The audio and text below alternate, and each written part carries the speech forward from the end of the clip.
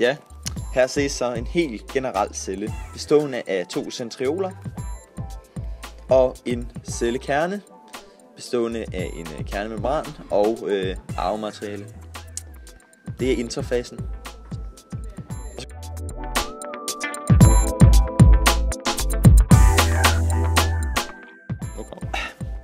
I profasen kan man se, hvordan centriolerne langsomt trækker sig ud i hver sin ende af cellen med tentrådene slæbende efter sig.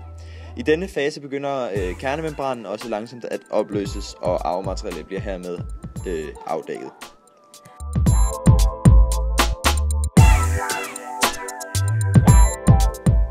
I metafasen kan vi se, at arvematerialet, altså kromosomerne, nu er blevet helt afdækket i cellekernen.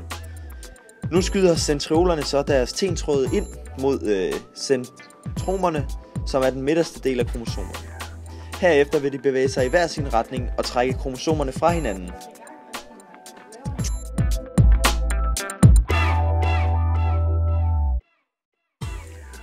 I anafasen kan vi se, hvordan centriolerne langsomt trækker kromosomerne helt fra hinanden med T-tråden sat fast til centromerne.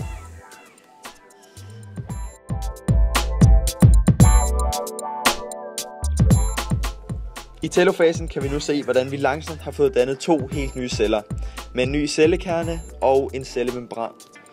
Centriolerne lægger sig nu skiftevis ud i hver sin celle i cytoplasmaet. Vi kan se, hvordan kernen langsomt bliver dannet og får dækket arvematerialet i de nye celler.